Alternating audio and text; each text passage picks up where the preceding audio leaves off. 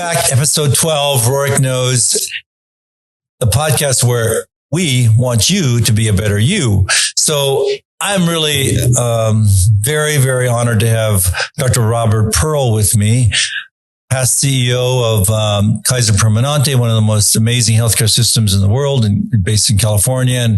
And of course, he's a best-selling author. And also, he's on the faculty at Stanford in the business school in medicine. But most important, at least to me, he's an amazing board certified plastic surgeon who I've learned so much from and a great friend as well. So Robbie, welcome. Pleasure to be here, Rod. Great. So we're going to talk about some very interesting stuff. Plastic surgery and COVID, how it's changed plastic surgery. And then we're going to talk about some specifics about, because you're an amazing physician. We're going to talk about some of the myths and truths about COVID and the treatments and should we get vaccinated? Should we not? I mean, all these things which are controversial. And I'm sure we'll probably both get some hate mail, but these are just our opinions, that's all. And we're giving you our opinions. So Robbie, tell us about how do you think COVID has changed plastic surgery? Well, first, COVID has both brought out the beauty, the power of physicians. Right. Doctors work 12 and 24 hours a day, going to the ED, going to the ICUs when there's not protective gear. They donned garbage bags when they didn't have any gowns. They put on salad lids when they didn't have any masks. They knew that when the patient couldn't breathe and the endotracheal tube went down to the cords, the patient would always cough, spewing virus in the face, and they did it anyway. And this is a tradition that goes back millennia. Right. And yet at the same time, I think what we saw is that it unveiled, it exposed, it shined light on some of the challenges. The fact that we don't, as a nation, do a very good job around management of chronic disease. Right. It showed opportunities that you well know to use telemedicine. A technology that's been around for a long time. That's better for patients in terms of convenience. That can provide excellent quality almost immediately. And we shunned it for a long time. And COVID brought it out. We all started to do it. The technology didn't change. Right. So COVID, I think, both showed the wonderful side of the physician world and some of the challenges, the ways we need to improve. Right. I agree. I think it showed the incredible passion and compassion of doctors. I mean, you saw that in New York. I mean, where they cheered every day. They cheered the physicians and nurses coming out, and we were just. They were just doing their job. I mean, so many of my friends at NYU, they were in the middle of it. They were actually, as plastic surgeons, they were helping triage patients at NYU. It's amazing. So that made us proud, but it also, you're right, it kind of unveiled our inadequacies, our inability to react and have the ability to handle a pandemic. I guess it's been over a century, but it was amazing. One of the most amazing countries in the world had all these inadequacies and plastic surgery. I mean, I felt very inadequate, but at the same time, we all are innovative and we changed. I mean, I changed my practice. We were shut down for 6 weeks, but we changed our practice. We actually minimized and changed how we see patients rather than seeing so many post-ops and follow-ups.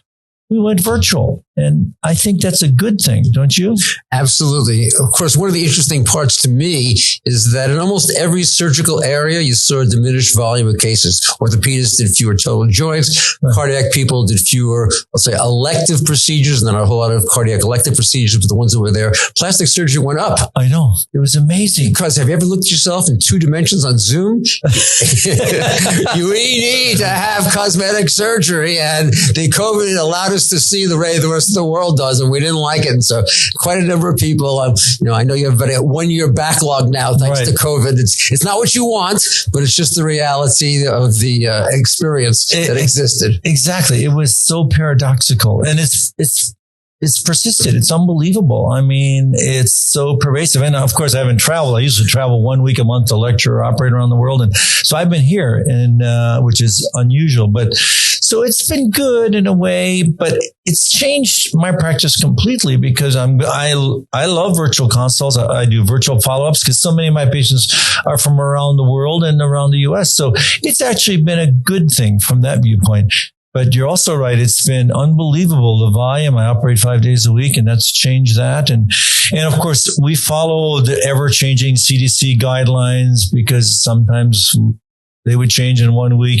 No masks, but so tell us about some of the truisms and the falsehoods about COVID. I mean, we know that now masks are important. We know, at least as physicians, vaccines, we think they're very, very important to do. Boosters are emerging. So give us some facts that you think are very good and safe that I think are public service things that we as physicians should expound on and to protect not only ourselves, but our patients. The main thing people need to know is that this disease is highly transmissible, particularly the Delta variant. It's a respiratory virus. It's a respiratory virus, but the Delta variant has mutations on what's called the spike proteins that make it very adhesive to our nasal linings, right. The opportunity to get us sick. So anything that diminishes the volume of virus that we come in contact with will diminish the frequency. That's where the masks come in. That's where social distancing comes in, staying 6 feet away. That's why being outside rather than inside is better because the virus gets dissipated across the air. Right. So those are the opportunities that exist. But I'll make the point, and some of your listeners may not agree, but vaccination is the key to restoring normalcy. It's true for every other disease. And it's just as true in COVID. The data says that a vaccinated person has 1/10 the likelihood, actually less than 1/10, of being very sick, needing hospitalization, or dying. That's pretty impressive. Right, it is. About 2,000 Americans are dying every day, of which over 90% of them, 95% of them, are unvaccinated. Yeah. And that's been the same experience we've had in the Southwest. We have a little lower vaccination rate than in the Northeast and the West Coast. And so that the Delta hit pretty hard to the unvaccinated. And in our hospitals, most of them were unvaccinated, the ones that were in the ICUs. And so it doesn't prevent you from getting it, which I think a lot of people say, well, I got it anyway, but at least you were at home and you could stay at home. Yeah. You get it, but this is where the volume is so crucial, because part of why you get it is that the nasal mucosal lining doesn't have the same antibody levels as the blood does. So you can get it onto your nasal membranes and get a little sick, like a cold. So explain that to the public about that. That's very important. So think about this as a mist, a viral mist that's coming into your face. Right. And when it hits you, because you take a deep breath in or someone speaks in your face, it now sticks into your nasal cavity, to the nasal cavity, to your oral cavity, to the red linings of the nose and the mouth called the mucosa. Right. And what? So, Robbie, tell us about that. The difference between the respiratory aspect and the blood, and why that's so important for a respiratory virus like COVID. So think about it this way: viruses you can't see, but when you speak, they come spewing out. When you cough, when you sneeze, when you sing, particularly, think of it as a mist. Right. And the mist comes and it comes into your face. Not that someone intentionally sneezes in your face; it just happens because that's how air flows. Right. And we have the lining inside our nose and our mouth. It's red. We call it mucosa in medicine. Right. And this virus happens to have very sticky tentacles that'll move. They're called, the spike proteins that are designed to attach. Yeah. And the antibody levels in the mucosa are not very high. Even in vaccinated people. In anyone, yeah. Anyone. Just our antibodies in general are not very high at that level.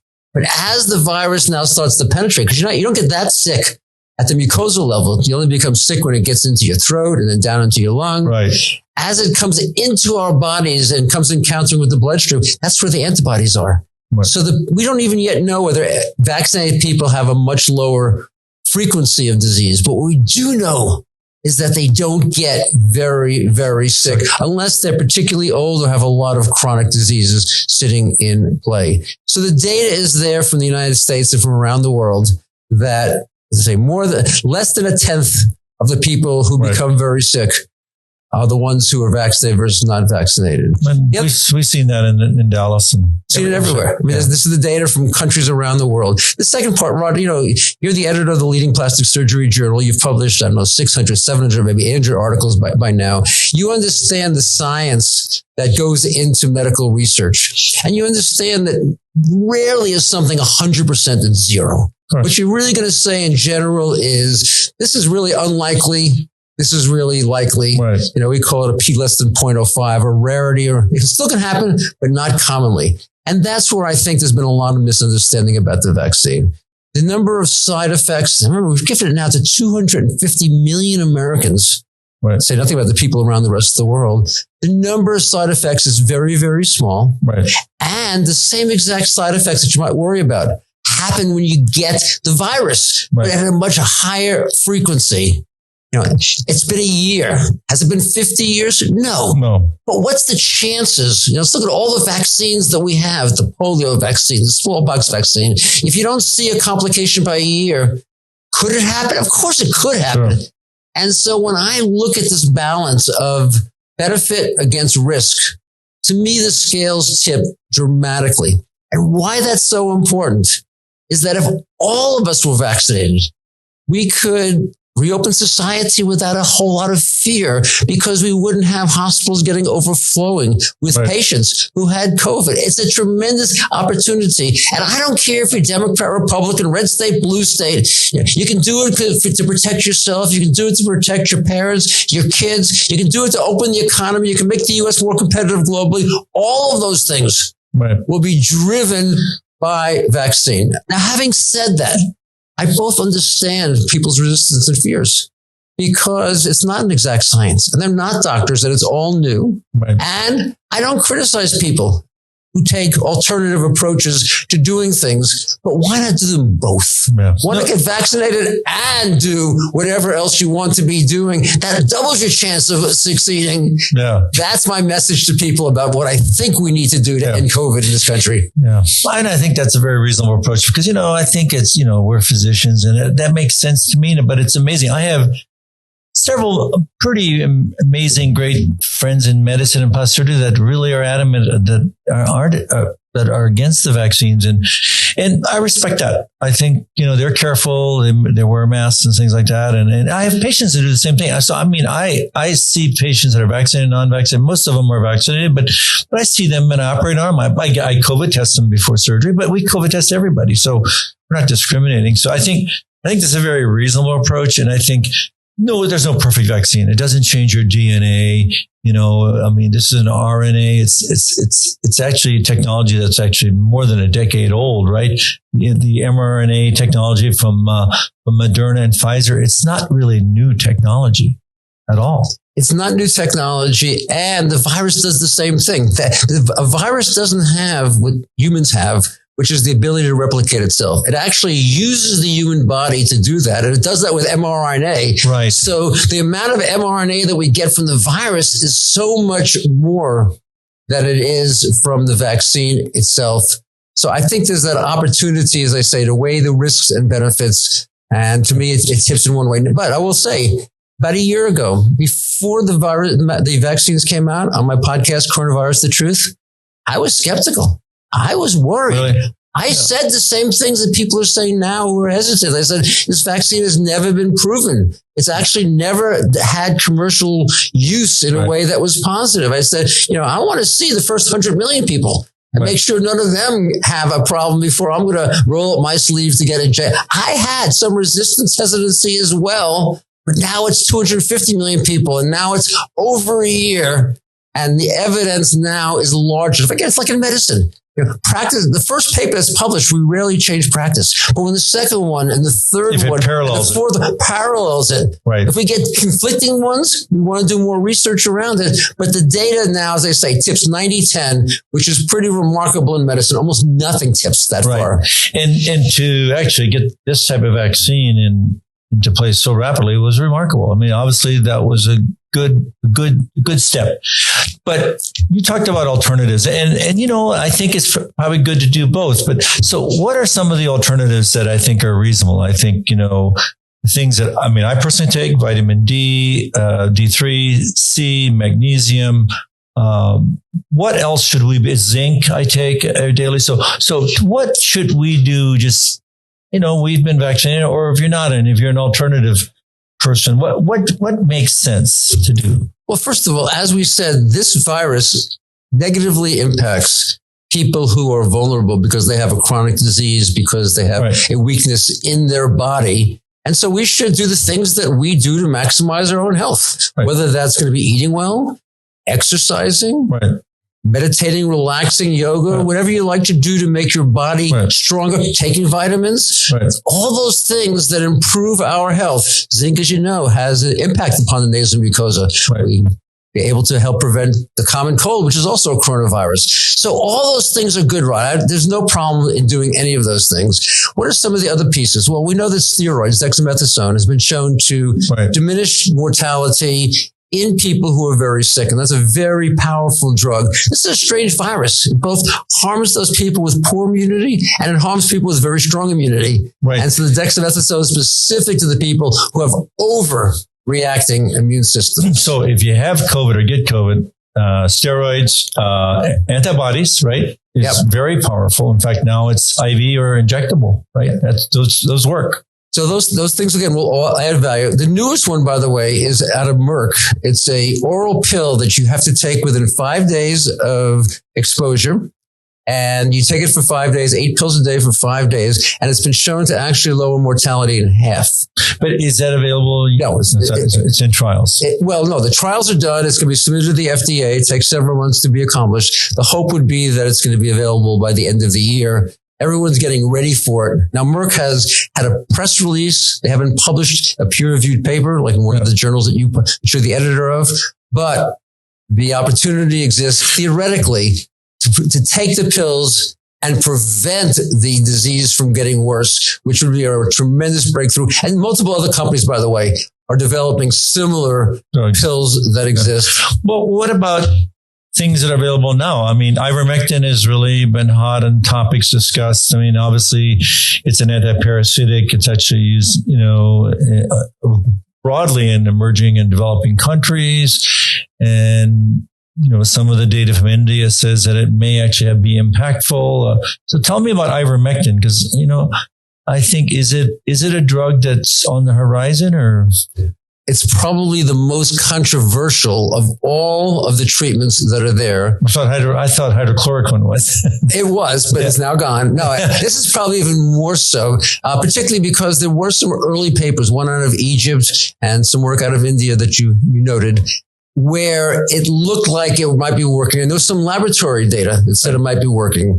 The challenge with that particular drug, and this is a drug that's a dewormer, often given to horses or big animals, is you have to give a lot of the drug to see it. And that's the problem. At high enough doses, there's a toxicity on humans. And no one has been able to quite figure out whether there's a positive impact to the doses that human can tolerate. Studies have been done. The studies have indicated it doesn't do very much towards the goal, but in low enough doses, it probably doesn't do very much harm. In fact, we take the drug occasionally for some other problems besides that. But I want to go back to what I said at the beginning.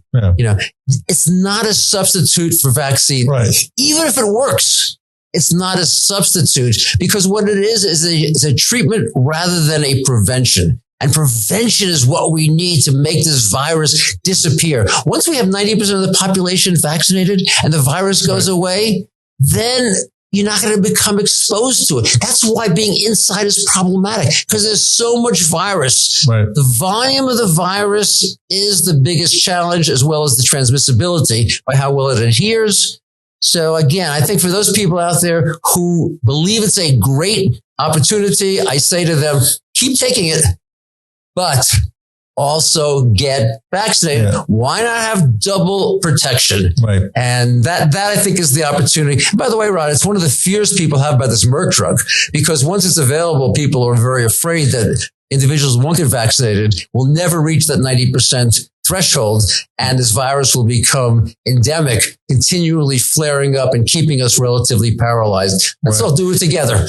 Get the virus out of the United States. So get it to prevent it, and then these other things are good ancillary alternatives.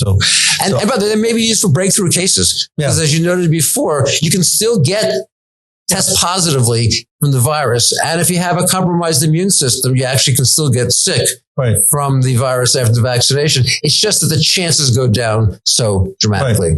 Right. But if people are vaccinated and they get the virus, I mean, obviously they can get the monoclonal antibody, they get put on steroids, and many of those people actually, they go home. Yeah. I mean, I think right now in the U.S., in most states and cities, you can get both as an outpatient and go home and just monitor your oxygenation.